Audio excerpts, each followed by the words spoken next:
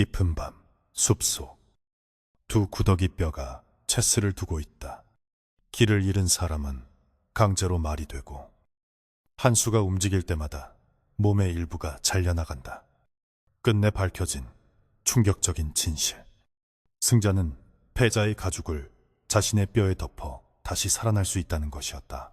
옛날, 아주 먼 옛날에 호랑이가 담배를 피우고 산신령이 구름을 타고 내려와 쉬어가던 시절, 강원도 깊은 산골짜기에 칠성이라는 이름을 가진 착한 청년이 늙으신 홀어머니를 모시고 살고 있었습니다.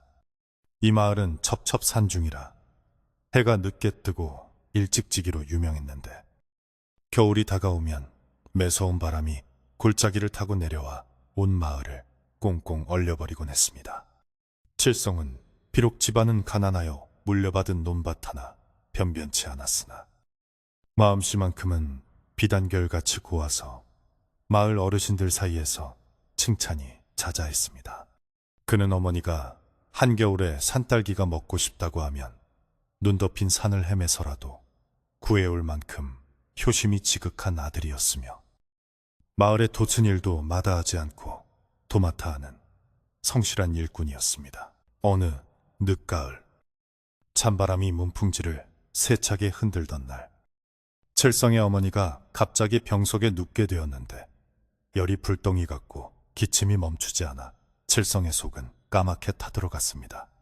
마을 의원에게 보여도 차도가 없자 의원은 읍내 큰 장터에 나가서 귀한 약재를 구해와야만 어머니의 병을 고칠 수 있다고 말했습니다. 칠성은 그 길로 지난 1년 동안 품을 팔아 모은 엽전 꾸러미를 챙겨들고 집신끈을 단단히 동여매며 집을 나설 채비를 서둘렀습니다.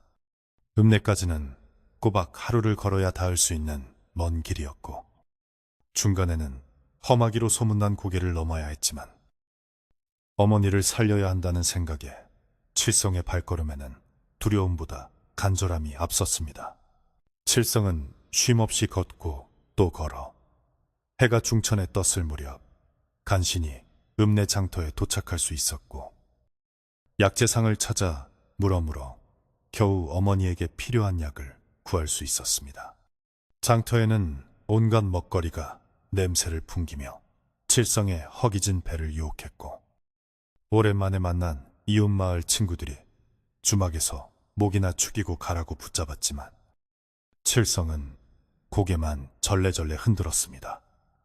지금 이 순간에도 홀로 방에 누워 앓고 계실 어머니 생각에 잠시도 지체할 수가 없었기에 그는 배고픔을 찬물 한 바가지로 달래고 곧장 왔던 길을 되짚어 마을로 향했습니다. 서두른다고 서둘렀으나 겨울에는 꼬리 짧은 노루처럼 너무나도 빨리 서산으로 넘어가고 있었고, 칠성의 마음은 점점 조급해지기 시작했습니다. 마을로 돌아가기 위해서는 반드시 넘어야 하는 고개가 하나 있었는데, 사람들은 그곳을 도깨비고개 혹은 해골고개라 부르며 해가 지면 절대로 지나가지 말라고 신신당부하곤 했습니다. 옛 어른들의 말씀에 따르면 그 고개에는 억울하게 죽은 원혼들이 많아 밤이면 기이한 소리가 들리고, 홀린 듯이 길을 잃어 영영 돌아오지 못한 나그네가 한둘이 아니라고 했습니다.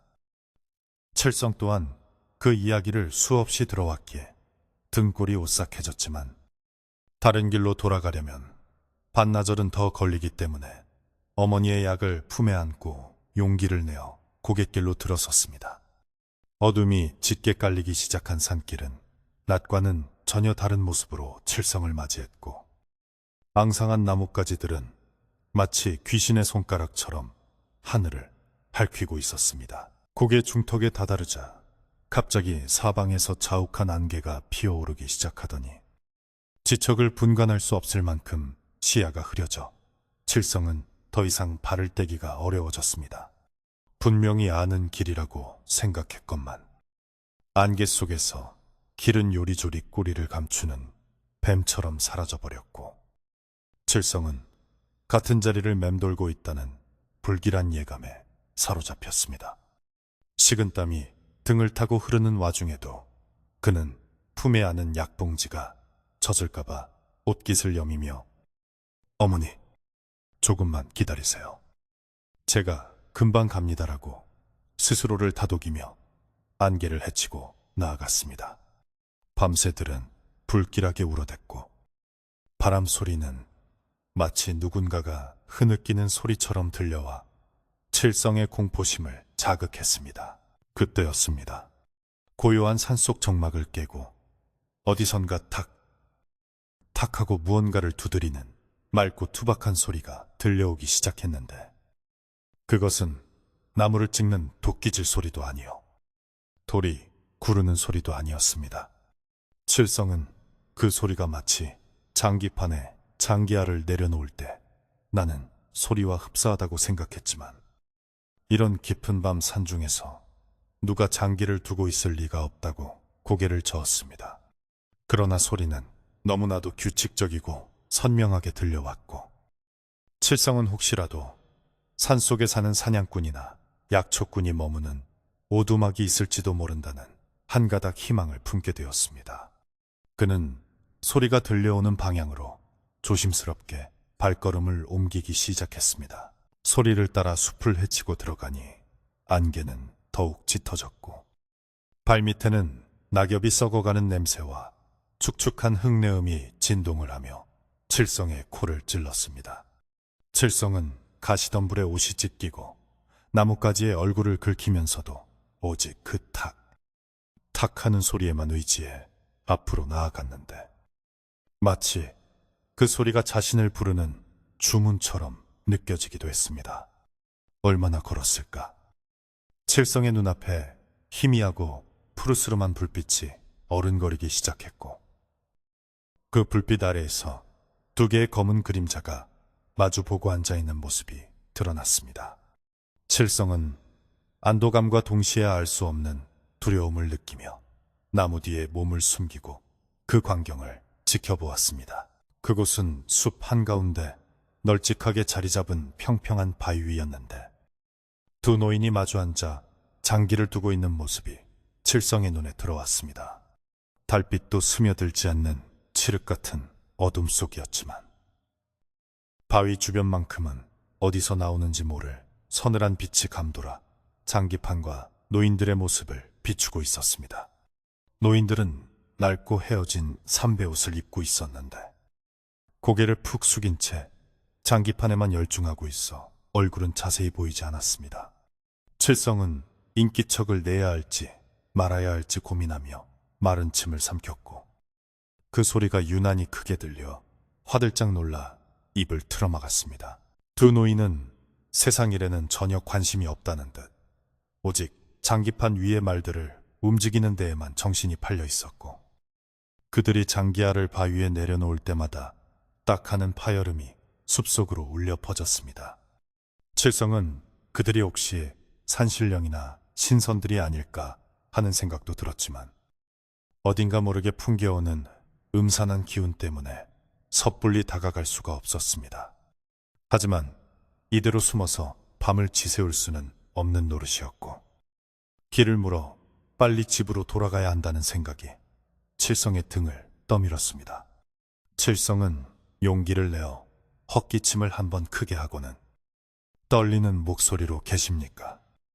지나가는 과객인데 길을 잃어 도움을 청하고자 합니다. 라고 외치며 바위 쪽으로 걸어 나갔습니다. 칠성의 목소리가 숲의 정적을 깨뜨렸지만 두 노인은 들은 채도 하지 않고 여전히 장기판만 뚫어지게 바라보고 있었습니다. 무시를 당한 것인지 아니면 귀가 어두운 것인지 알 수 없어 칠성은 조금 더 가까이 다가가 다시 한번 큰 소리로 말을 걸었습니다. 어르신들, 밤늦게 죄송합니다만 읍내 다녀오는 길에 길을 잃었습니다.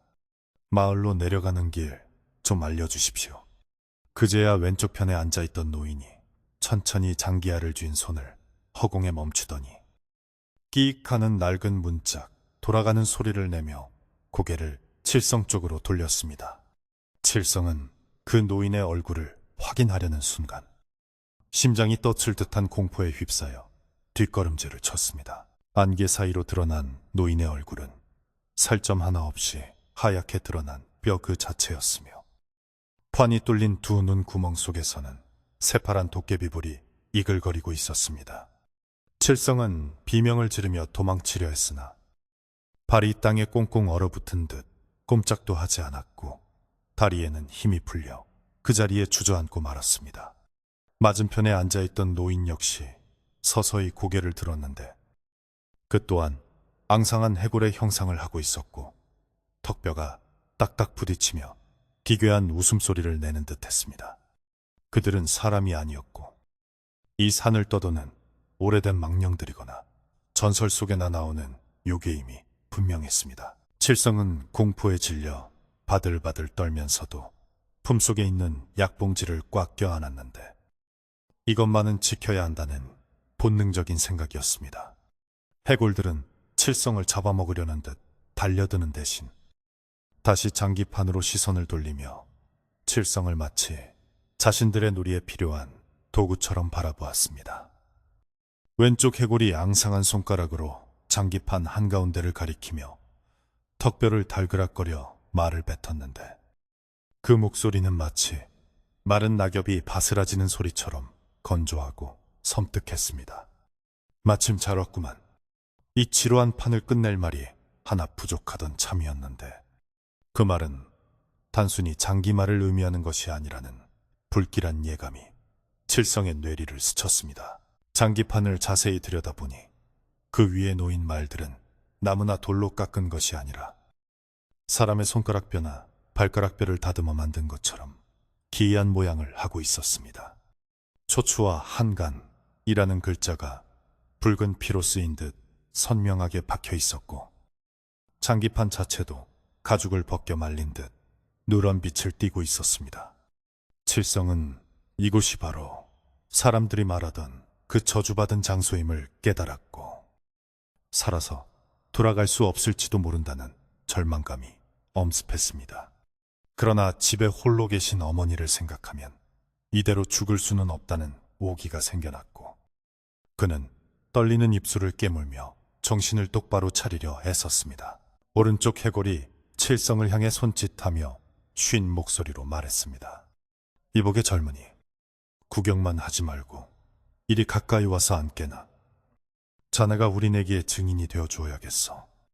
칠성은 거부하고 싶었지만 보이지 않는 힘이 그를 끌어당기는 듯 저절로 몸이 움직여 바위 옆으로 다가가게 되었습니다. 해골들의 몸에서는 썩은 흙내음과 함께 냉기가 뿜어져 나와 칠성의 살을 애는 듯했고 그들의 눈구멍 속 푸른 불빛은 칠성의 영혼까지 꿰뚫어보는 듯했습니다. 칠성은 도망칠 수 없다면 차라리 이들의 비위를 맞추고 틈을 봐서 달아나야겠다고 마음먹었습니다. 해골들은 다시 장기를 두기 시작했는데 그들의 손놀림은 살아있는 사람처럼 빠르고 정교했습니다. 장기알이 움직일 때마다 숲속의 안개가 출렁거렸고 바람소리가 더욱 거세지며 주변의 나무들이 괴로워하는 듯 몸을 비틀었습니다. 칠성은 그들의 장기 실력이 보통이 아님을 알 수 있었는데 서로 치고받는 수가 절묘하여 누가 이길지 예측하기 어려웠습니다. 하지만 단순한 장기 대결이 아니라는 것은 말이 잡힐 때마다 해골들이 내뱉는 섬뜩한 말들에서 알 수 있었습니다. 내 놈의 팔 하나를 내가 가져가마. 혹은 이번엔 네 다리를 내놓아라. 그들은 마치 장기판 위의 말과 실제 몸을 연결지어 내기를 하는 것 같았습니다. 칠성은 그들의 대화가 자신을 두고 하는 말이 아니기를 간절히 빌었지만 불길한 예감은 빗나가는 법이 없었습니다. 왼쪽 해골이 칠성을 힐끔 쳐다보며 말했습니다. 이 젊은이의 몸이 꽤 튼튼해 보이는구먼. 이기면 내가 이놈의 다리를 가져가서 내 썩은 다리와 바꾸겠네. 그러자 오른쪽 해골이 콧방귀를 뀌며 대꾸했습니다. 무슨 소리? 내가 이기면 이놈의 팔을 가져가 내 팔로 삼을 걸세. 자네는 지난번에 지나가던 선비의 다리를 가져가지 않았나? 칠성은 그들의 대화를 듣고 소스라치게 놀라 얼굴이 백지장처럼 하얗게 질렸습니다. 그들은 단순히 장기를 두는 것이 아니라 지나가는 사람을 잡아 그 신체 부위를 내기 걸고 싸우는 괴물들이었던 것입니다. 칠성은 살려달라고 빌고 싶었지만 목구멍에서 목소리가 나오지 않았고 몸은 돌처럼 굳어 움직일 수 없었습니다. 오직 눈동자만이 요리조리 굴러가며 탈출구를 찾고 있었지만 사방은 짙은 안개와 어둠뿐이었고 해골들의 기세는 점점 더 흉흉해졌습니다. 장군, 왼쪽 해골이 쩌렁쩌렁한 목소리로 외치며 칠성의 심장을 철렁 내려앉게 만들었고 오른쪽 해골은 턱을 괴고 심각하게 고민에 빠졌습니다. 칠성은 이 장기판의 승패가 결정되는 순간 자신의 운명도 끝장날 것임을 직감하고 제발 이 게임이 끝나지 않기를 혹은 무승부가 되기를 마음속으로 간절히 기도했습니다. 시간이 흐를수록 밤은 더욱 깊어갔고 달은 구름 뒤로 완전히 모습을 감추어 숲은 칠흑 같은 어둠 속에 잠겼습니다. 해골들의 눈빛만이 유일한 조명이 되어 장기판을 비추고 있었고 칠성은 추위와 공포로 인해 감각이 점차 무뎌져 갔습니다. 품속의 약봉지만 이 유일하게 따뜻한 온기를 전해주며 그가 아직 살아있음을 일깨워 주었습니다. 칠성은 어머니의 얼굴을 떠올리며 정신줄을 놓지 않으려고 안간힘을 썼고 이 끔찍한 악몽에서 깨어날 수만 있다면 무엇이든 하겠다고 다짐했습니다. 그때 고민하던 오른쪽 해골이 묘수를 생각해낸 듯 멍군 하고 외치며 장기알을 3개 내려놓았습니다.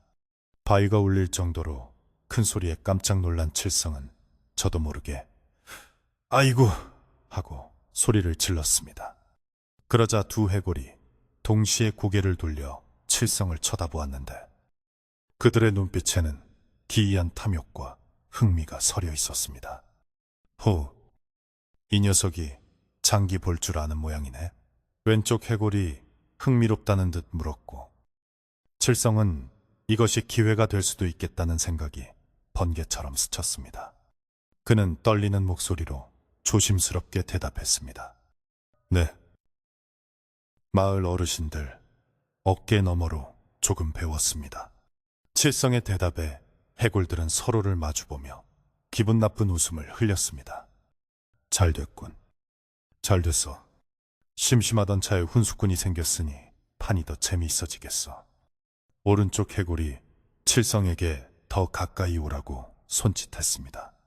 칠성은 엉금엉금 기어서 바위 바로 앞까지 다가갔고 이제는 장기판 위의 말들이 똑똑히 보였습니다. 그것들은 정말로 사람의 뼈로 만든 것이었고 말 하나하나에 억울하게 죽은 영혼들의 비명이 서려 있는 듯 했습니다. 칠성은 이 지옥 같은 상황에서 벗어나기 위해 자신의 얄팍한 장기 실력과 기지를 총동원해야만 했습니다. 자, 젊은이, 누구 편을 들 텐가? 내 편을 들어 내가 이기게 해준다면 자네의 목숨만은 살려보내주지. 왼쪽 해골이 달콤하지만 치명적인 제안을 건넸습니다. 그러자 오른쪽 해골이 발끈하며 소리쳤습니다. 이 녀석, 어디서 약을 팔아 내 편을 들어라. 내가 이기면 자네에게 금은 보화를 주어 보내주겠네. 칠성은 두 괴물 사이에서 아슬아슬한 줄타기를 해야 하는 처지에 놓였습니다. 누구의 편을 들든 결과는 끔찍할 것이 뻔했고 그들의 말을 곧디곧대로 믿을 수도 없었습니다. 하지만 지금 당장은 그들의 비위를 맞추며 시간을 끄는 것이 유일한 살 길이었습니다. 칠성은 짐짓 고민하는 척하며 장기판을 뚫어지게 바라보았습니다. 판세는 팽팽하여 누가 이길지 장담할 수 없는 상황이었지만 칠성의 눈에는 몇 수 앞을 내다보면 승부가 갈릴 수 있는 몇 수가 보일 듯 말 듯 했습니다. 그는 이 위기를 기회로 바꿀 수 있는 방법이 없을까 머리를 굴리기 시작했습니다.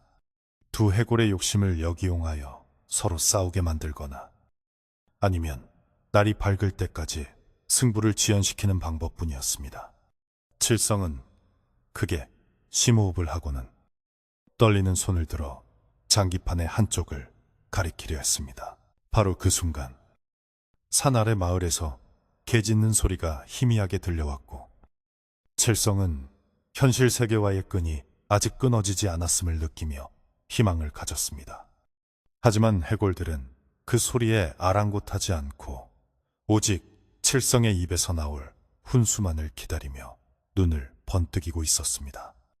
이제 칠성의 말 한마디에 자신의 목숨은 물론 어머니의 약, 그리고 자신의 신체 일부가 걸린 운명의 장기판이 다시 시작되려 하고 있었습니다.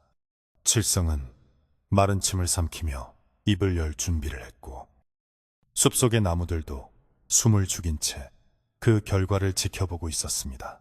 칠성은 떨리는 손가락을 들어 장기판의 오른쪽 구석을 조심스럽게 가리켰는데, 그것은 한 칸 나라의 차척과 적진 깊숙이 파고들 수 있는 절묘한 수였습니다. 왼쪽 해골, 아니케, 즉 초나라를 잡고 있던 해골의 눈구멍에서 파란 불꽃이 일렁이며 분노가 서린 듯 타올랐지만, 오른쪽 해골은 턱뼈가 빠질 듯 입을 벌리며 즐거워했습니다. 그렇지, 내 그 길을 미쳐보지 못했구나. 젊은이의 눈썰미가 제법이야. 오른쪽 해골은 뼈만 남은 손으로 장기알을 집어 탁 소리가 나게 내려놓았고, 그 소리는 칠흑 같은 산속에 메아리쳐 짐승들의 울음소리마저 잠재웠습니다. 칠성은 자신의 훈수가 통했다는 안도감보다 이 기이한 내기에 더욱 깊이 휘말리게 되었다는 두려움에 몸을 움츠렸습니다. 왼쪽 해골은 억울하다는 듯 자신의 갈비뼈를 툭툭 치며 불만 섞인 소리를 내뱉었는데, 그 소리는 마치 오래된 고목이 바람에 삐걱거리는 소리와 흡사했습니다. 이보게, 훈수꾼을 들이는 법이 어디 있나? 이건 무효야. 무효라고? 하지만 오른쪽 해골은 들은 척도 하지 않고 칠성을 향해 고개를 끄덕이며 음흉한 미소를 지어 보였습니다. 승부에 그런 게 어디 있어? 자네도 불리하면 이 젊은이에게 물어보든가. 자, 어서 다음 수를 두게나. 칠성은 두 괴물 사이에서 눈치를 살피며 자신이 어느 한쪽의 편을 너무 들었다가는 당장이라도 목이 달아날 수 있음을 직감하고 식은땀을 흘렸습니다. 이때 칠성의 머릿속에 문득 마을의 최고령자인 김노인의 말씀이 떠올랐는데, 김노인은 평소 마을 젊은이들에게 산에서 겪은 기이한 이야기들을 자주 들려주곤 했습니다. 산에서 도깨비나 귀신을 만나거든 절대 눈을 피하지 말고, 그렇다고 너무 빤히 쳐다보지도 말거라. 그리고 그들이 내 길을 걸어오면 무조건 피하는 게 상책이나, 피할 수 없다면 져주지도 말고 이기지도 말며 시간을 끌어야 산다. 칠성은 그 말씀이 지금 이 순간 자신을 살릴 유일한 동아줄이라 생각하며 마음을 다잡았습니다. 그는 어느 한쪽이 이기게 두어서는 안 되며 이 밤이 새도록 승부를 질질 끌어 날이 밝을 때까지 버티는 것만이 살 길임을 깨달았습니다. 왼쪽 해골이 분을 사귀지 못하고 장기알을 거칠게 움직이며 공격해 들어오자, 칠성은 이번에는 왼쪽 해골을 돕는 척하며 묘한 수를 넌지시 던졌습니다. 어르신, 저기 포벌을 뒤로 넘겨 길을 막으면 후환을 없앨 수 있지 않겠습니까? 칠성의 말에 왼쪽 해골은 잠시 멈칫하더니 장기판을 뚫어지게 쳐다보고는 무릎을 치며, 비록 살은 없었지만 감탄했습니다. 오호라, 그런 수가 있었군. 내가 잠시 눈이 어두워 못 보았네. 왼쪽 해골이 칠성의 말대로 수를 두자, 이번에는 오른쪽 해골이 씩씩거리며 칠성을 노려보았는데, 그 눈빛이 어찌나 매서운지 칠성의 살코이 따가울 지경이었습니다. 장기판 위의 상황은 칠성의 교묘한 줄타기 덕분에 엎치락 뒤치락하며 팽팽한 균형을 유지하고 있었지만, 해골들의 인내심은 그리 길지 않았습니다. 시간이 흐를수록 안개는 더욱 짙어져 바로 옆에 있는 나무조차 분간하기 어려워졌고, 칠성의 옷은 밤이슬과 식은땀으로 축축하게 젖어 들어갔습니다. 해골들은 단순히 장기를 즐기는 것이 아니라 승부에 대한 집착이 강해질수록 칠성을 바라보는 눈빛에 탐욕이 더해져 갔습니다.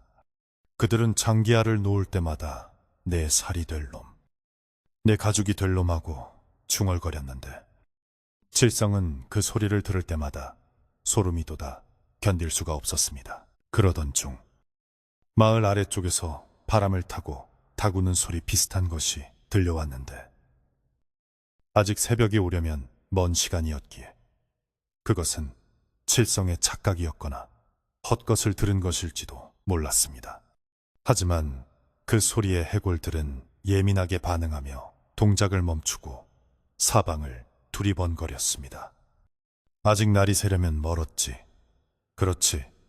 왼쪽 해골이 불안한 듯 물었고 오른쪽 해골은 콧방귀를 뀌며 대답했습니다. 걱정 말게. 오늘따라 밤이 아주 길어. 우리가 이 판을 끝내고 새 옷을 입기에는 충분한 시간이지. 새 옷이라는 말에 칠성은 심장이 덜컥 내려앉았는데 그것이 자신의 몸을 의미한다는 것을 짐작할 수 있었기 때문입니다. 오른쪽 해골이 갑자기 장기판에서 눈을 떼고 칠성의 얼굴을 빤히 들여다보며 말을 걸었습니다. 젊은이, 자네는 부모님이 계신가? 뜬금없는 질문이었지만 칠성은 공손하게 대답해야 탈이 없을 것 같아 고개를 숙이며 대답했습니다. 네, 홀어머니를 모시고 살고 있습니다. 지금 많이 편찮으셔서 약을 구해가는 길입니다. 칠성의 효심 가득한 대답에 해골들이 감동할 리 만무했고 오히려 그들은 더욱 기괴한 흥미를 보였습니다. 효자라. 효자의 살은 더 쫄깃하고 가죽은 더 질기다던데 이거 아주 귀한 물건이 제 발로 걸어 들어왔구먼. 해골들의 대화는 점점 더 노골적이고 끔찍하게 변해갔고 칠성은 이제 훈수만으로는 이 상황을 타개하기 어렵다는 것을 느꼈습니다. 그는 어떻게든 도망칠 기회를 엿보았으나 다리는 여전히 말을 듣지 않았고 주변을 둘러싼 어둠은 칠성을 놓아줄 생각이 없어 보였습니다. 그때 왼쪽 해골이 칠성의 팔을 덥석 잡았는데 그 손길은 얼음장처럼 차갑고 딱딱하여 마치 쇠갈고리에 걸린 듯한 느낌이었습니다. 이보게, 말만 하지 말고 여기 좀 앉아보게. 내 자네의 팔을 좀 만져봐야겠어. 내 뼈에 맞을지 안 맞을지 말이야. 칠성은 기겁하여 팔을 빼내려 했으나 해골의 악력은 상상 이상으로 강해서 꿈쩍도 하지 않았습니다. 칠성은 비명을 지르고 싶었지만 소리를 지르면 놈들이 당장이라도 달려들어 자신을 찢어밟을 것 같아 입술을 깨물며 참았습니다. 어르신, 이러시면 장기에 집중하실 수 없지 않습니까? 승부가 나야 무엇이든 가져가실 게 아닙니까? 칠성이 간신히 목소리를 짜내어 말하자 왼쪽 해골은 아쉬운 듯 혀를 차며 혀가 없음에도 쩝쩝 소리가 났다 팔을 놓아주었습니다. 틀린 말은 아니군. 승부가 나야지. 두 해골은 다시 장기판으로 시선을 돌렸지만 이제 그들의 승부는 단순한 놀이가 아니라 칠성의 신체를 놓고 벌이는 사육전이나 다름없었습니다. 말이 잡힐 때마다 그들은 칠성의 신체 부위를 지목하며 낄낄거렸습니다. 상상이 잡혔으니 내 놈의 코를 베어가야겠구나. 히 죽었으니 내 놈의 발가락을 하나씩 잘라가마. 칠성은 자신의 몸이 토막나는 상상을 하며 정신이 혼미해질 지경이었지만 품속의 약봉지를 움켜쥐며 어머니를 생각하고 또 생각했습니다. 어머니가 기다리신다. 내가 죽으면 어머니도 돌아가신다. 정신 차리자. 칠성아. 밤바람이 더욱 거세지며 나뭇가지들이 서로 부딪혀 비명 같은 소리를 내질렀고 장기판 위의 말들은 달빛을 받아 하얗게 번들거렸습니다. 칠성은 이제 훈수를 두는 척하면서 몰래 장기 아래 위치를 아주 조금씩 옮기거나 해골들이 딴청을 피우는 사이에 죽은 말을 슬그머니 다시 판 위에 올려놓는 대담한 행동까지 서슴지 않았습니다. 들키면 그 즉시 죽음이라는 공포가 엄습했지만 이대로 가만히 앉아서 죽음을 기다릴 수는 없었기에 칠성은 목숨을 건 속임수를 쓰기 시작한 것입니다. 다행히 해골들은 승부에 너무 몰입한 나머지 칠성의 미세한 손장난을 눈치채지 못하는 듯 했습니다. 아니, 어쩌면 알면서도 칠성의 발버둥을 즐기고 있는 것인지도 몰랐습니다. 오른쪽 해골이 회심의 미소를 지으며 장군을 불렀을 때 칠성은 짐짓 놀란 척하며 장기판을 건드려 말들의 위치를 헝클어뜨렸습니다. 아이고, 죄송합니다. 제가 너무 놀라서 그만. 칠성이 바들바들 떨며 사죄하자 오른쪽 해골은 불같이 화를 내며 칠성의 멱살을 잡으려 들었습니다. 이 녀석이 감히 다 이긴 판을 엎어? 그때 왼쪽 해골이 킬킬거리며 오른쪽 해골을 말렸습니다. 놔두게. 놔두어. 어차피 다시 놓으면 그만 아닌가. 그리고 자네가 다 이겼다니. 내가 보기엔 내가 역전할 기회였는데. 칠성의 실수 덕분에 두 해골 사이에 언쟁이 붙었고 그 틈을 타 칠성은 잠시 숨을 고를 수 있었습니다. 그들은 서로 자신이 유리했다고 우기며 옥신각신 다투기 시작했는데 그 모습이 마치 철없는 아이들 같으면서도 끔찍한 해골의 형상을 하고 있어 기괴하기 짝이 없었습니다. 칠성은 이 다툼이 길어지기를 바랐지만 그들은 금세 다시 합의를 보고 장기판을 원상복구시키려 했습니다. 자, 기억을 더듬어서 다시 놓아보세. 헌데, 아까 졸이 여기 있었던가? 저기 있었던가? 해골들은 기억력이 좋지 않은지 말들의 위치를 두고 또다시 실랑이를 벌였습니다. 칠성은 이때다 싶어 나섰습니다. 제가 똑똑히 기억합니다. 졸은 여기에 있었고 마마는 저기에 있었습니다. 칠성은 교묘하게 말들의 위치를 조작하여 어느 한쪽이 압도적으로 유리하지 않게 다시 팽팽한 대치 상황이 되도록 판을 다시 짰습니다.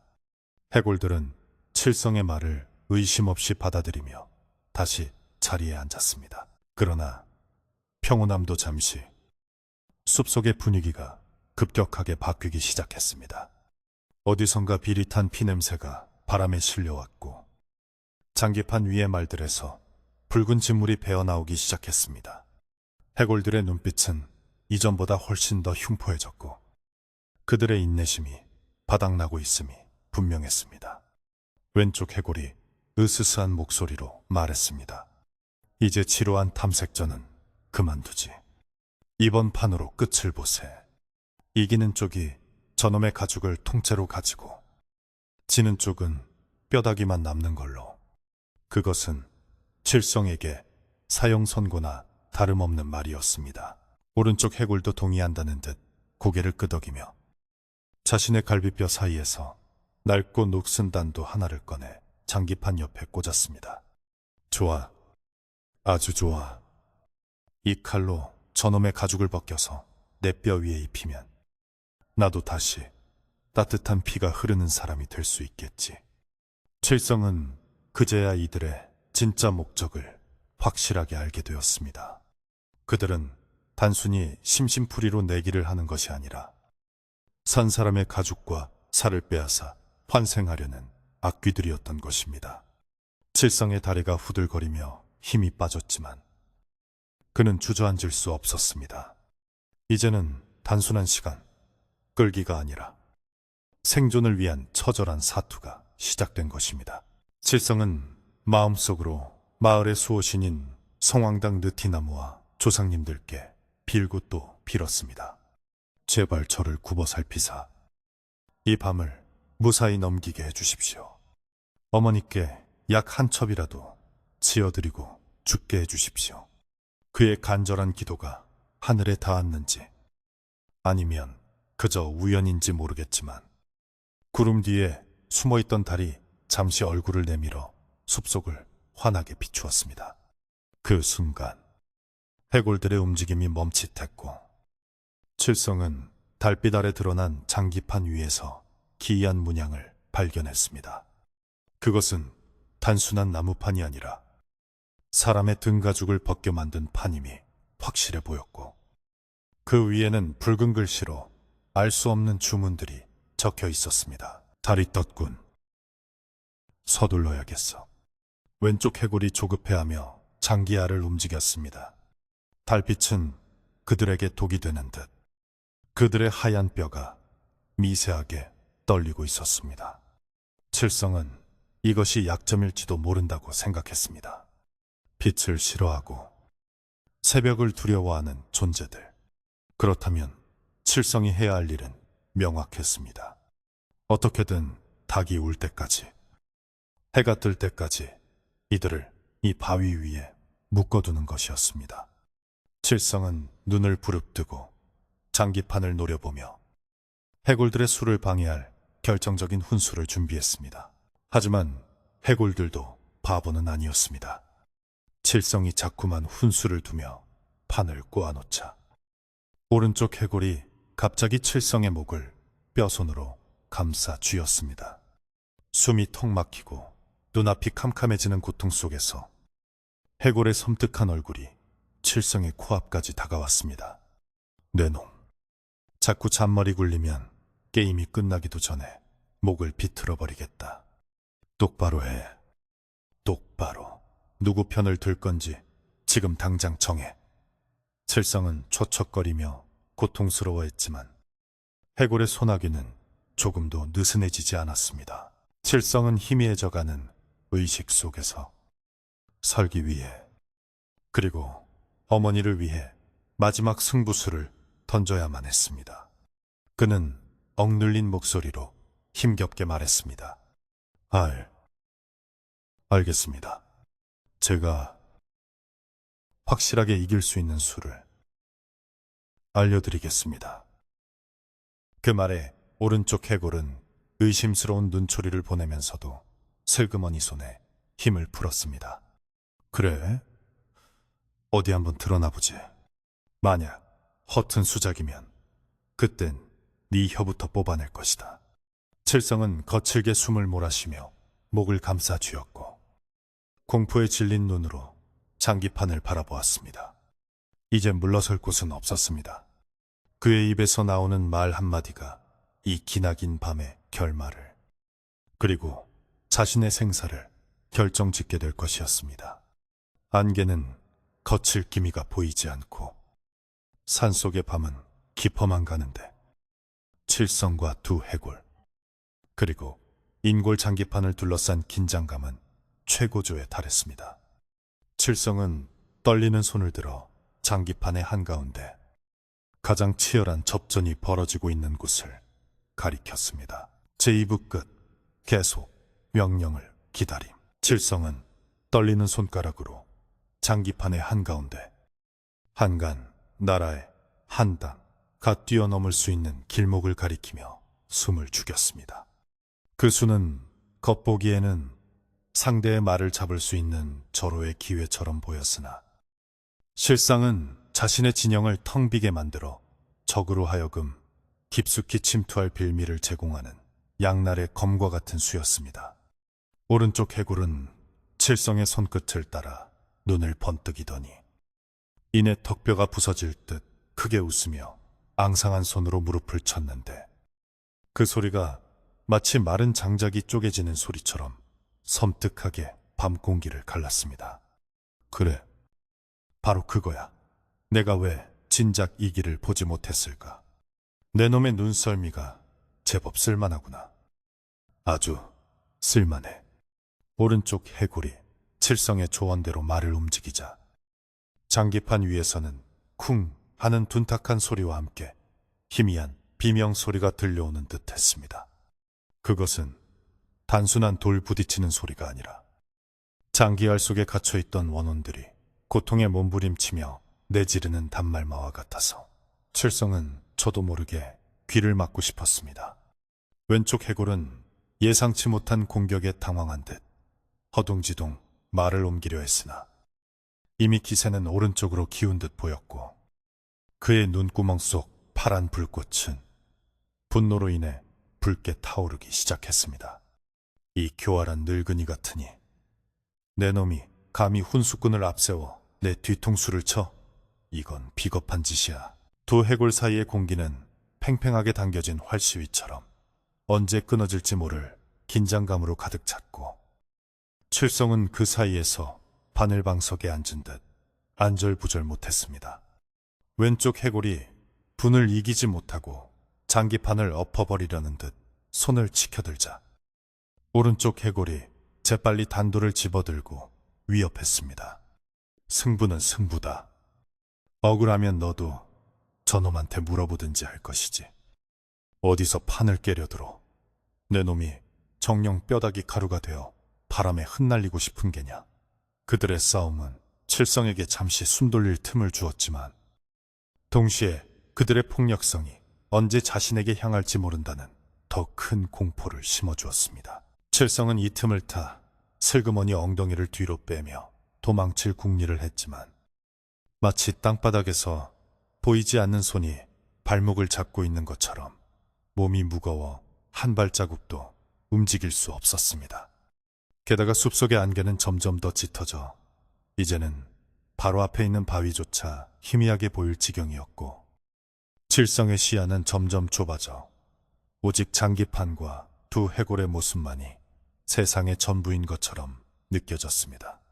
칠성은 품속의 약봉지를 다시 한번 확인하며 어머니의 온기를 느끼려 했었고 그것만이 이 지옥 같은 환상 속에서 자신을 지탱해주는 유일한 현실이었습니다. 왼쪽 해골은 씩씩거리며 다시 자리에 앉았고 칠성을 노려보며 으름장을 놓았습니다. 좋아, 이번엔 내가 묻지. 이 위기를 타개할 묘수가 있느냐?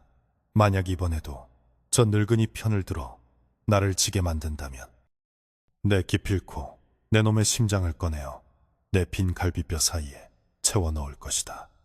칠성은 침을 꿀꺽 삼키며 장기판을 다시 들여다보았는데 이번에는 왼쪽 해골을 구해주지 않으면 당장이라도 죽임을 당할 것이 뻔했습니다. 그는 머리를 쥐어짜며 양쪽의 균형을 맞출 수 있는 그러나 승부는 나지 않는 애매한 수를 찾아내야만 했습니다. 어르신, 진정하십시오. 아직 끝난 것이 아닙니다. 적이 구석에 있는 상샴을 중앙으로 불러들이면 적의 공격을 막아냄과 동시에 역습의 발판을 마련할 수 있을 것입니다.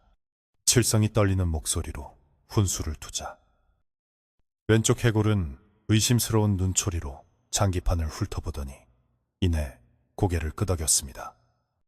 호, 그럴듯하군. 막힌 혀를 뚫어주는 수야.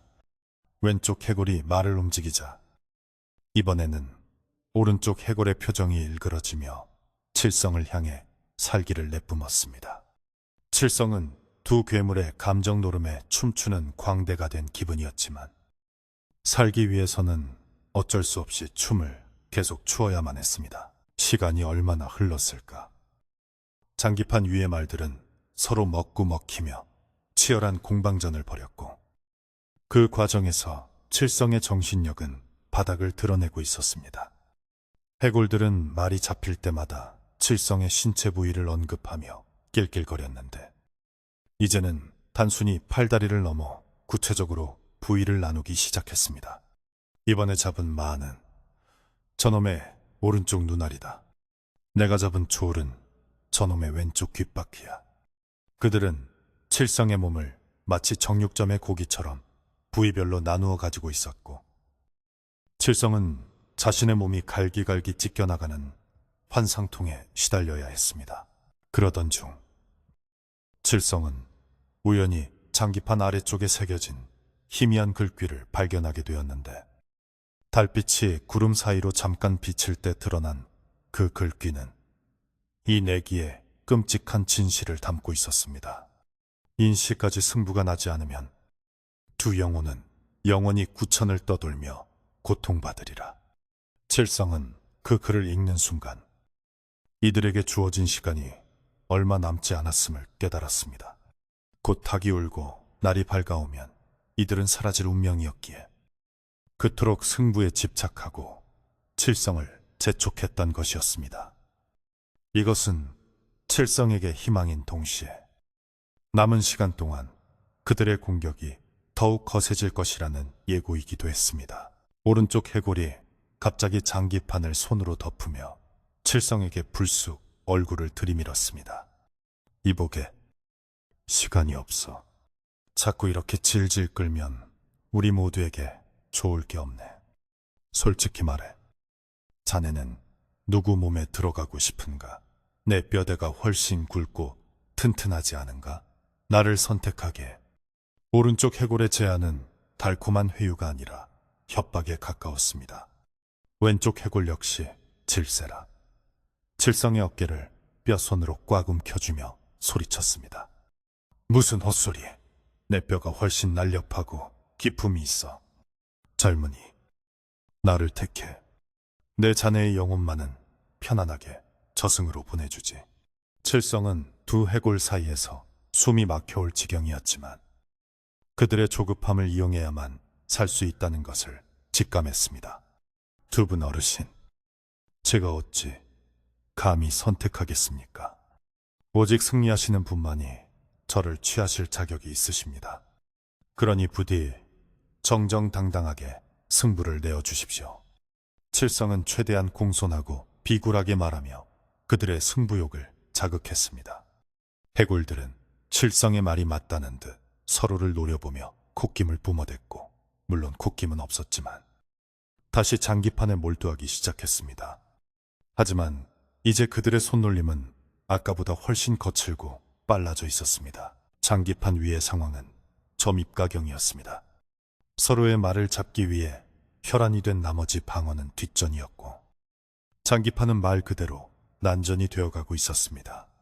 칠성은 이 혼란 속에서 몰래 상대방의 중요한 말을 숨기거나 위치를 바꾸는 등 대담한 사기극을 벌이기 시작했습니다. 오른쪽 해골이 잠시 딴청을 피우는 사이 칠성은 그의 차를 슬쩍 판 밖으로 밀어내어 풀숲에 숨겨버렸습니다. 나중에 그 사실을 알게 된 오른쪽 해골이 길길이 날뛰었지만 칠성은 시치미를 뚝 떼며 원래 잡히지 않았습니까? 하고 오리발을 내밀었습니다. 왼쪽 해골은 오른쪽 해골이 말을 잃어버린 것을 고소해하며 더욱 맹공을 퍼부었지만 칠성은 곧바로 왼쪽 해골의 포를 몰래 움직여 엉뚱한 곳에 놓아두었습니다. 이렇게 판을 엉망으로 만들자 두 해골은 서로 네가 속임수를 썼지 하며 멱살잡이를 하기 시작했습니다. 뼈들이 부딪히는 소리가 요란하게 울려 퍼졌고 그들은 장기판 위를 뒹굴며 개싸움을 벌였습니다. 칠성은 그 모습을 보며 안도의 한숨을 내쉬었지만 그들이 싸움을 멈추고 다시 자신에게 화살을 돌릴까봐 마음을 놓을 수는 없었습니다. 싸움이 잦아들 무렵 해골들은 씩씩거리며 다시 자리에 앉았습니다. 옷은 찢어지고 뼈에는 금이 갔지만 그들의 눈빛만은 여전히 형형하게 빛나고 있었습니다. 좋아. 이렇게 된 이상 단판 승부다. 이번 수에 모든 걸 걸겠어. 오른쪽 해골이 비장하게 선언하자 왼쪽 해골도 동의하며 고개를 끄덕였습니다.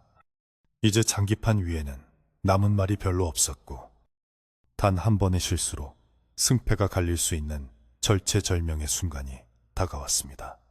칠성은 더 이상 속임수를 쓰기 어려워졌음을 깨닫고 마른 침을 삼켰습니다. 그때 산바람이 멈추고 숲속의 모든 소리가 일순간에 사라지는 기이한 정적이 찾아왔습니다. 이것은 폭풍전야의 고요함처럼 칠성의 심장을 옥죄어 왔습니다. 해골들은 하늘을 올려다보며 무언가 눈치를 채는 듯 했습니다. 동쪽 하늘이 아주 미세하게 보라색으로 변해가고 있었던 것입니다. 새벽이 오고 있었습니다. 해골들은 초조한 기색을 감추지 못하고 칠성을 닥달하기 시작했습니다. 어서 훈수를 둬. 시간이 없어. 이 판을 끝내지 못하면 넌 산채로 찢겨 죽을 줄 알아라. 칠성은 그들의 협박 속에서 오히려 침착함을 되찾으려 노력했습니다. 그들이 서두른다는 것은 그만큼 그들의 힘이 약해지고 있다는 증거였습니다. 칠성은 장기판을 뚫어지게 바라보며 양쪽 모두 꼼짝달싹 못하게 만드는 빅장비기는 장군을 만들 수를 찾기 시작했습니다. 만약 비기게 된다면 승자가 없으므로 누구도 칠성의 몸을 차지할 명분이 사라질 것이라 판단했기 때문입니다. 하지만 고수들인 그들, 눈을 피해 빅장을 만드는 것은 계란으로 바위를 치는 것만큼이나 어려운 일이었습니다. 자, 젊은이, 저 조를 앞으로 밀면 내가 이기지. 그렇지? 오른쪽 해골이 칠성에게 동의를 구하며 손을 뻗었습니다. 칠성이 보니 정말로 그 졸이 전진하면 상대의 왕을 잡을 수 있는 외통수였습니다. 만약 그대로 둔다면 오른쪽 해골이 승리하고 칠성은 약속대로 가죽을 벗겨야 할 판이었습니다. 칠성은 다급하게 소리쳤습니다. 아닙니다. 잠깐만 보십시오. 저기 상대방의 마가 길을 지키고 있습니다. 들어가면 죽습니다.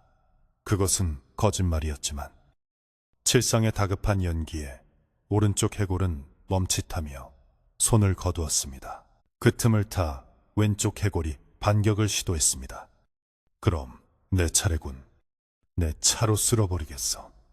왼쪽 해골이 신나서 말을 집어들자 칠성은 또다시 끼어들었습니다. 어르신, 뒤를 조심하십시오. 포가 노리고 있습니다. 칠성은 쉴 새 없이 양쪽으로 가며 분수를 두었고 그의 목소리는 쉬어서 갈라지기 시작했습니다. 해골들은 칠성의 말에 휘둘려 우왕좌왕하며 결정적인 수를 두지 못하고 시간을 허비하고 있었습니다. 칠성의 이마에서는 피 같은 땀방울이 뚝뚝 떨어져 장기판을 적셨습니다. 하지만 꼬리가 길면 잡히는 법. 칠성의 방해 공작을 눈치챈 오른쪽 해골이 벌떡 일어나 칠성의 멱살을 잡고 들어올렸습니다. 이 쥐새끼 같은 놈. 내 놈이 지금 시간을 끌고 있다는 걸 모를 줄 아느냐? 우리를 가지고 놀아? 이참에 그냥 내 놈의 목을 따고 반씩 나눠 가지는 게 낫겠어. 오른쪽 해골의 분노는 극에 달했고 왼쪽 해골도 동조하며 자리에서 일어났습니다. 그래, 승부고 뭐고 귀찮다. 그냥 반으로 가르자. 상체는 내가 가질 테니 하체는 자네가 갖게. 최악의 상황이었습니다. 칠성은 공중에 매달린 채 발버둥 쳤지만 해골들의 힘을 당해낼 수는 없었습니다. 그들은 단도를 꺼내들고 칠성에게 다가왔고 서늘한 칼날이 칠성의 목덜미에 닿았습니다. 칠성은 눈을 질끈 감으며 마음속으로 어머니를 불렀습니다. 어머니, 죄송합니다. 불효자는 먼저 갑니다. 칼날이 피부를 파고들려는 찰나 칠성의 품속에서 약봉지가 툭 하고 떨어져 바닥에 굴렀습니다. 약초 냄새가 확 풍기자 해골들이 잠시 주춤했습니다. 이게 뭔가? 무슨 냄새가 이렇게 고약해? 해골들은 살아있는 사람의 냄새를 좋아했지만 약초에서 나는 쓴 냄새와 흙내음은 싫어하는 듯 코를 막고 뒷걸음질 쳤습니다. 칠성은 바닥에 떨어진 털썩 주저앉으며 기침을 토해냈고 떨어진 약봉지를 잽싸게 주워 품에 안았습니다. 이건 어머니의 병을 고칠 귀한 약입니다. 이 약 냄새가 싫으십니까? 칠성은 본능적으로 약봉지를 그들 앞으로 들이밀었습니다. 해골들은 질색하며 고개를 돌렸습니다. 치워. 그 더러운 풀떼기 냄새 당장 치우지 못해. 칠성은 이것이 무기가 될 수 있음을 깨달았습니다. 약초 중에는 귀신을 쫓거나 부정을 막는 향이 강한 것들이 섞여 있었던 모양입니다. 칠성은 약봉지를 방패 삼아 뒤로 물러나며 소리쳤습니다. 가까이 오지 마십시오. 오면 이 약을 다 씹어서 여러분 얼굴에 뱉어버리겠습니다. 해골들은 칠성의 기세에 눌려 섣불리 다가오지 못하고 주춤거렸지만 그들의 탐욕스러운 눈빛은 여전히 칠성을 놓아주지 않고 있었습니다. 저놈이 약점을 알았군. 하지만 얼마나 버티나 보자. 어차피 약은 한 줌이고 우리 시간은 얼마 남지 않았어. 왼쪽 해골이 음산하게 웃으며 말했습니다. 그 약봉지를 던져버리면 살려주지. 어때? 네 목숨이 중요하냐? 아니면 다 죽어가는 노인네 약이 중요하냐?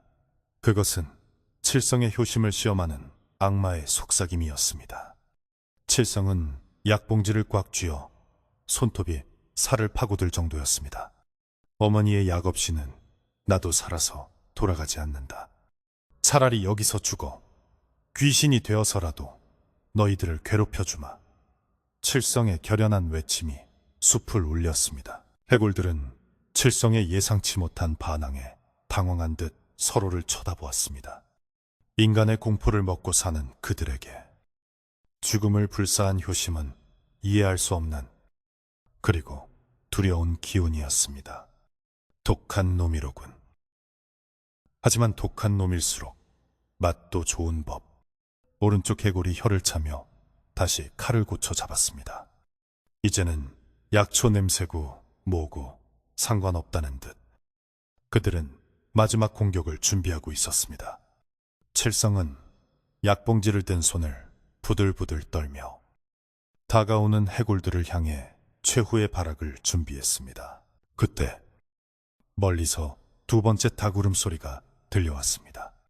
꽃기호 첫 번째보다 훨씬 가깝고 선명한 소리였습니다. 해골들의 몸이 눈에 띄게 경직되었고 뼈 마디마디에서 우두둑하는 소리가 나며 금이 가기 시작했습니다. 안 돼! 시간이 없어! 어서 끝내! 해골들은 이제 장기판의 승패 따위는 잊어버린 채 오직 칠성의 육체를 빼앗기 위해 미친 듯이 달려들었습니다. 칠성은 장기판을 들어 그들에게 던질 기세로 번쩍 들어 올렸습니다. 이 판을 깨버리면 그들의 저주도 깨질지 모른다는 마지막 희망을 걸고 제3부 끝 계속 명령을 기다림. 칠성은 죽을 힘을 다해 손에 든 장기판을 바위 모서리에 사정없이 내리쳤습니다. 콱직 하는 소리는 나무가 부러지는 소리가 아니라 마치 살아있는 짐승의 뼈가 으스러지는 듯한 끔찍한 파열음이었습니다. 장기판이 반으로 쪼개지자 그 틈새에서 검붉은 피 같은 액체가 튀어나와 칠성의 얼굴과 옷을 적셨고 동시에 두 해골은 찢어지는 듯한 비명을 지르며 바닥을 뒹굴기 시작했습니다. 아! 내 몸! 내 다리! 내 놈이 감히 우리 계약을 깨트려! 해골들은 장기판과 자신들의 영혼이 연결되어 있었던 듯 장기판이 부서지는 고통을 고스란히 느끼며 괴로워했습니다. 쪼개진 장기판 사이로 검은 연기가 피어올랐고 그 연기는 비명 지르는 사람의 얼굴 형상을 하며 허공으로 흩어졌습니다. 칠성은 공포에 떨면서도 부서진 장기판 조각을 멀리 발로 차버렸습니다. 물러가라! 썩 물러가라! 칠성이 소리치자 해골들은 고통 속에서도 칠성을 향해 손을 뻗으며 기어왔습니다. 내놔! 내 생명을 돌려줘. 그걸 다시 붙여야 해. 그들의 목소리는 이제 분노보다 절망에 가까웠으며 바닥을 긁는 뼈, 손톱 소리가 칠성의 신경을 날카롭게 긁어댔습니다. 하지만 그들의 움직임은 아까보다 현저히 느려져 있었고 몸에서 뿜어져 나오던 서늘한 냉기도 점차 사라지고 있었습니다. 바로 그 순간 마을 쪽에서 세 번째 닭 울음소리가 우렁차게 울려 퍼졌습니다. 꽃기어! 이번 울음소리는 어둠을 완전히 몰아내는 힘찬 선언과도 같았습니다. 동쪽 하늘 산등성이 위로 붉은 기운이 감돌기 시작했고 숲을 덮고 있던 짙은 안개가 순식간에 걷히며 아침 햇살이 화살처럼 숲속을 파고들었습니다. 빛이 닿자 해골들의 몸은 마치 불에 타는 종이처럼 바스라지기 시작했습니다. 안 돼. 해가 뜬다. 안 돼. 해골들은 옷소매로 얼굴을 가리며 햇빛을 피하려 발버둥 쳤지만 쏟아지는 아침, 해를 막을 방법은 없었습니다. 칠성은 그 광경을 멍하니 바라보았습니다. 하얀 뼈들이 햇빛을 받자 회색 먼지로 변해 바람에 날려갔고 그들이 입고 있던 낡은 삼배옷만이 힘없이 바닥으로 툭 떨어졌습니다. 그토록 칠성을 위협하고 죽이려 들었던 공포의 존재들이 허무하게 사라지는 순간이었습니다. 숲은 언제 그랬냐는 듯 다시 고요해졌고 오직 아침 새들을 지저귀는 소리만이 그 자리를 채웠습니다. 칠성은 다리에 힘이 풀려 그 자리에 주저앉았고 거친 숨을 몰아쉬며 자신이 살아있음을 확인했습니다. 심장은 여전히 미친 듯이 뛰고 있었지만 차가운 땀이 식어가며 느껴지는 한기가 현실감을 더해주었습니다. 정신을 차린 칠성은 주변을 둘러보았습니다. 밤새 그가 앉아있던 평평한 바위 위에는 부서진 나무 토막과 짐승의 뼈다귀 몇 개, 그리고 낡아서 너덜너덜해진 옷까지 몇 벌이 널려있을 뿐이었습니다. 그 화려하고 기괴했던 인골 장기판은 썩은 나무 껍질에 불과했고 장기알들은 강가에서 흔히 볼 수 있는 조약돌들이었습니다. 칠성은 자신이 밤새도록 도깨비들의 환술에 홀려 이 썩은 나무 토막과 돌멩이를 두고 목숨을 건 사투를 벌였다는 사실에 허탈하면서도 등골이 오싹해졌습니다. 만약 새벽이 조금만 더 늦게 왔더라면 자신 또한 이 뼈무더기 속에 섞여 영영 돌아오지 못했을 것이라는 생각에 몸서리를 쳤습니다. 칠성은 서둘러 품속을 확인했습니다. 다행히 어머니의 약봉지는 칠성의 체온 덕분에 따뜻하게 데워진 채 무사히 들어있었습니다.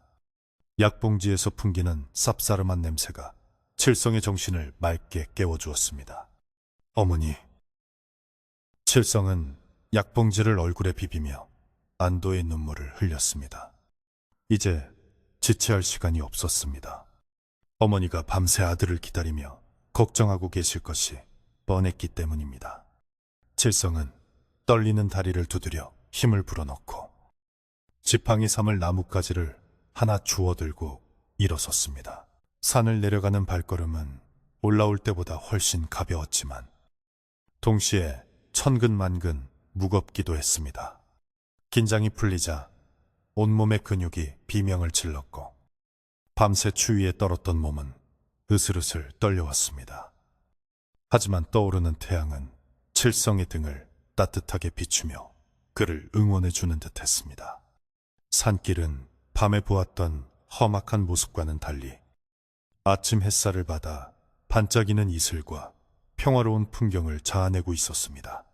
칠성은 자신이 밤새 맴돌았던 곳이 실은 낭떠러지 바로 옆이었다는 것을 발견하고 가슴을 쓸어내렸습니다. 도깨비들이 칠성을 유인하여 떨어뜨리려 했던 것이 분명했습니다. 고개를 거의 다 내려왔을 때쯤 칠성은 숲 입구에 서 있는 낯익은 성황당 나무를 보았습니다. 그 나무 아래에는 누군가가 놓아둔 하얀 쌀밥 한 그릇과 정화수 한 그릇이 놓여 있었는데 아마도 마을 누군가가 치성을 드리고 간 듯했습니다. 칠성은 나무 앞에 멈춰서서 두 손을 모으고 깊이 고개를 숙였습니다. 산신령님, 조상님, 저를 살려주셔서 감사합니다. 이 은혜 잊지 않고 평생 착하게 살며 효도하겠습니다. 칠성의 기도는 진심에서 우러나온 것이었고 바람에 흔들리는 나뭇가지들이 마치 대답이라도 하듯 사각거렸습니다. 마을 어귀에 들어서자 집집마다 밥 짓는 연기가 모락모락 피어오르는 평화로운 풍경이 눈에 들어왔습니다. 칠성의 코끝에 구수한 된장국, 냄새와 밥 냄새가 스쳐 지나갔고 그제야 칠성은 극심한 허기를 느꼈습니다. 밤새 귀신들과 씨름하느라 배고픔조차 잊고 있었던 것입니다. 멀리서 소를 몰고 논으로 나가는 농부들의 활기찬 목소리가 들려왔고 개 짖는 소리조차 정겹게 느껴졌습니다. 칠성은 자신이 다시 사람 사는 세상으로 돌아왔다는 사실에 벅찬 감동을 느꼈습니다. 칠성은 발걸음을 재촉하여 자신의 집이 있는 골목으로 들어섰습니다. 저 멀리 칠성의 집 살인문이 반쯤 열려 있는 것이 보였고, 마당에는 어머니가 지팡이를 짚고 서서 동네 어귀를 하염없이 바라보고 계셨습니다. 밤새 한숨도 주무시지 못한 듯 초췌한 얼굴이었지만 아들이 돌아오기만을 기다리는 어머니의 모습에 칠성은 울컥하여 목이 메었습니다. 어머니, 저 왔습니다. 칠성이가 왔습니다. 칠성은 목이 터져라 어머니를 부르며 달려갔습니다. 어머니는 아들의 목소리를 듣고 믿기지 않는다는 듯 눈을 비비시더니 달려오는 칠성을 보고는 지팡이를 던져버리고 맨발로 뛰어나오셨습니다. 아이고, 내 새끼 칠성아, 살아 돌아왔구나. 살아 돌아왔어. 어머니는 칠성을 끌어안고 엉엉 우셨습니다. 칠성의 옷은 찢어지고 흙투성이의 몰골이 말이 아니었지만 어머니에게는 세상 그 무엇보다 귀하고 아름다운 아들이었습니다. 칠성도 어머니의 품에 안겨 참았던 눈물을 쏟아냈습니다. 어머니, 늦어서 죄송해요. 많이 걱정하셨죠. 어머니는 칠성의 얼굴을 쓰다듬으며 여기저기 다친 곳은 없는지 살피셨습니다. 아니다. 아니다. 네가 무사히 돌아왔으니 되었다. 밤새 산 쪽에서 요상한 불빛이 번쩍이고 짐승 우는 소리가 나서 내가 얼마나 마음을 졸였는지 모른다. 혹여라도 호랑이에게 물려간 건 아닌지, 발을 헛디딘 건 아닌지. 어머니의 거친 손길에서 느껴지는 따뜻한 온기가 칠성에 얼어붙었던 마음을 완전히 녹여주었습니다. 칠성은 품속에서 소중히 간직해온 약봉지를 꺼내 어머니 손에 쥐어드렸습니다. 어머니, 약 구해왔어요. 이 약 드시면 금방 털고 일어나실 거예요. 어머니는 약봉지를 받아들고는 눈물을 글썽이며 고개를 끄덕이셨습니다. 그래. 이 귀한 약을 구하러 그 험한 길을. 내 아들 효심에 하늘이 감동하여 너를 살려보내신 게야. 모자는 서로를 부둥켜 안고 한참을 그렇게 서 있었습니다. 지나가던 이웃들이 그 모습을 보고 하나둘씩 모여들었습니다. 칠성이 자네 돌아왔구만. 어제 그 험한 고개를 넘어갔다더니 무사해서 천만다행일세. 이웃집 김노인이 혀를 차며 걱정스런 얼굴로 다가왔습니다. 칠성은 이웃들에게 밤새 겪었던 일을 자세히 털어놓지는 않았습니다. 그 끔찍한 이야기를 꺼내어 아침부터 마을 사람들을 불안하게 만들고 싶지 않았고, 무엇보다 어머니가 더 걱정하실까봐 두려웠기 때문입니다. 그저 길을 잃어 고생을 좀 했지만 다행히 날이 밝아 내려올 수 있었습니다. 라고 짧게 둘러댔습니다. 하지만 김노인은 칠성의 찢어진 옷과 창백한 안색, 그리고 옷에서 나는 희미한 썩은 냄새를 맡고는 무언가 짐작한 듯 고개를 끄덕이며 칠성의 어깨를 두드려 주었습니다. 고생했네. 산신령님이 도우셨어. 어서 들어가서 뜨신 밥이나 먹게. 집으로 들어온 칠성은 어머니를 방 아랫목에 모시고 곧장 부엌으로 들어가 아궁이에 불을 지폈습니다. 타닥타닥 타오르는 장작불 소리가 마치 간밤의 악몽을 태워버리는 듯 경쾌하게 들렸습니다. 소뚜껑을 열자 하얀 김이 피어오르며 갓 지은 밥 냄새가 부엌을 가득 채웠습니다. 칠성은 어머니를 위해 정성스럽게 약을 다리기 시작했습니다. 약탕기에서 보글보글 끓어오르는 약 냄새는 더 이상 쓴 냄새가 아니라 어머니를 살리는 생명의 향기처럼 느껴졌습니다. 어머니는 칠성이 지어 올린 따뜻한 밥상을 받고는 밥 한 숟가락을 드시기도 전에 아들의 얼굴만 하염없이 바라보셨습니다. 어서 드세요. 어머니, 식기 전에 드셔야 기운을 차리시죠. 칠성이 재촉하자 그제야 어머니는 숟가락을 드셨습니다. 칠성도 맞은편에 앉아 밥을 먹기 시작했는데 그 어떤 산의 진미보다 꿀맛이었습니다. 입안 가득 퍼지는 밥알의 단맛과 따뜻한 국물이 식도를 타고 내려가며 밤새 긴장으로 굳어있던 오장육부를 부드럽게 풀어주었습니다. 식사를 마친 후 칠성은 어머니에게 정성껏 달인 약사발을 올렸습니다. 어머니는 쓴 약을 단숨에 들이키시고는 아들의 손을 꼭 잡으셨습니다. 칠성아, 이제 다시는 밤에 그 고개를 넘지 말거라. 네가 없으면 이 어미는 하루도 살 수가 없다. 칠성은 어머니의 손을 맞잡으며 굳게 약속했습니다. 네, 어머니, 절대로 다시는 어머니를 걱정시키지 않겠습니다. 이제부터는 어머니 곁에서 한시도 떨어지지 않고 모실게요. 방 안에는 따뜻한 햇살이 창호지 문을 통해 스며들었고 모자의 그림자는 나란히 벽에 드리워져 평온함을 더했습니다. 그날 오후 칠성은 피로가 몰려와 깊은 잠에 빠져들었습니다.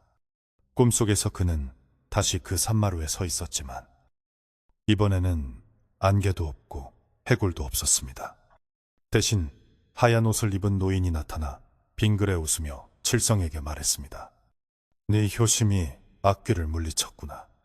그 장기판은 본래 욕심 많은 인간들이 서로를 잡아먹으려다 귀신이 된 물건이었다. 네가 그 고리를 끊었으니 이제 그 산에도 평화가 찾아올 것이다. 노인은 칠성의 머리를 쓰다듬어주고는 연기처럼 사라졌습니다. 잠에서 깬 칠성은 몸이 한결 가벼워진 것을 느꼈습니다. 창밖을 보니 벌써 해가 뉘엿뉘엿 넘어가고 있었고 마당에서는 어머니가 빗자루질을 하는 소리가 들려왔습니다.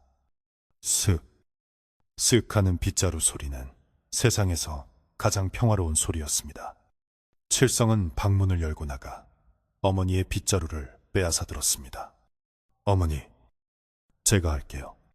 아직 편찮으신데 들어가 쉬세요. 어머니는 아들의 등짝을 가볍게 때리며 웃으셨습니다. 약 한 첩 먹고 푹 잤더니 씻은 듯이 나았다. 네, 정성이 명약이구나. 칠성은 마당을 쓸며 지난밤의 일들을 흙먼지와 함께 쓸어 담았습니다. 문득 살인문 밖을 내다보니 멀리 보이는 산봉우리가 저녁 노을을 받아 붉게 물들고 있었습니다. 어제까지만 해도 공포의 대상이었던 그 산이 이제는 마을을 지켜주는 든든한 병풍처럼 보였습니다. 칠성은 이제 더 이상 그 산을 두려워하지 않게 되었습니다.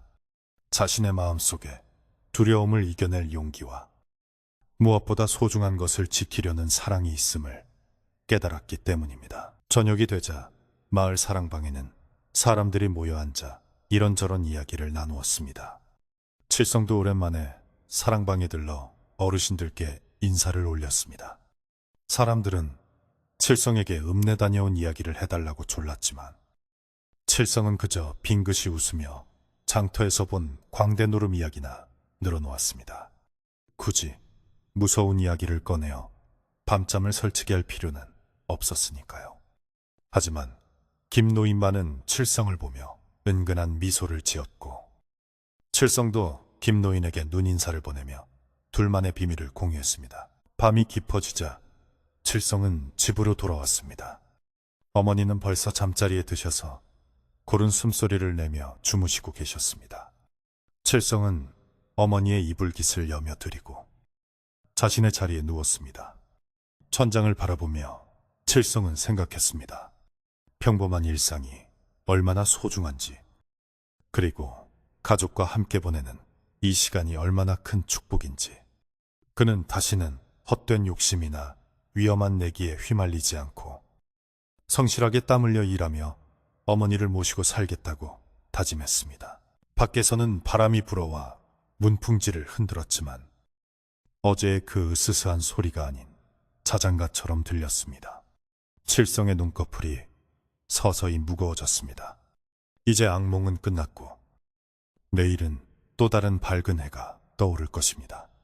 칠성의 입가에 옅은 미소가 번졌고 그는 깊고 편안한 잠속으로 빠져들었습니다. 제사부 끝.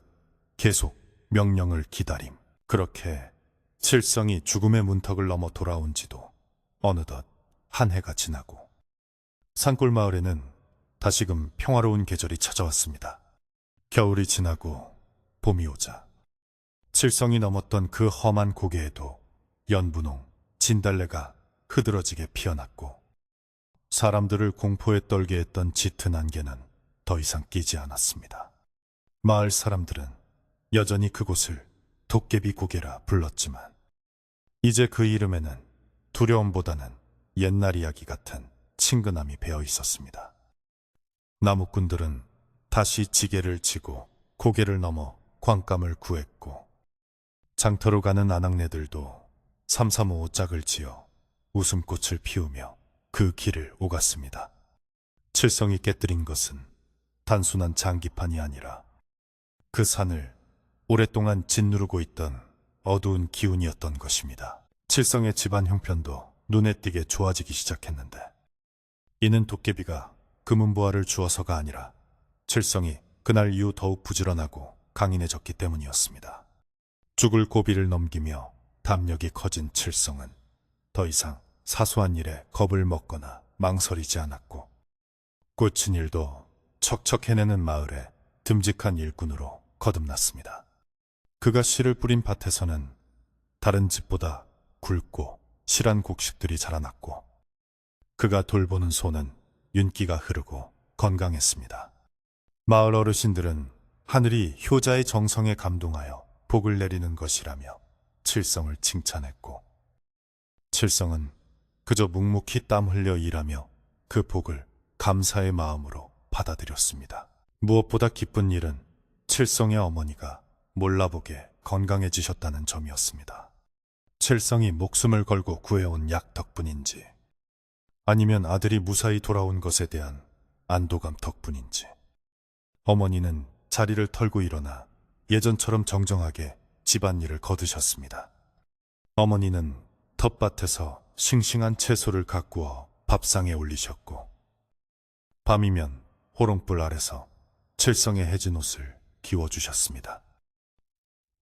모자가 함께 마루에 앉아 콩을 고르거나 나무를 다듬는 모습은 그림처럼 평온했고 그들의 웃음소리는 담장을 넘어 골목길을 지나가는 사람들의 마음까지 훈훈하게 만들었습니다.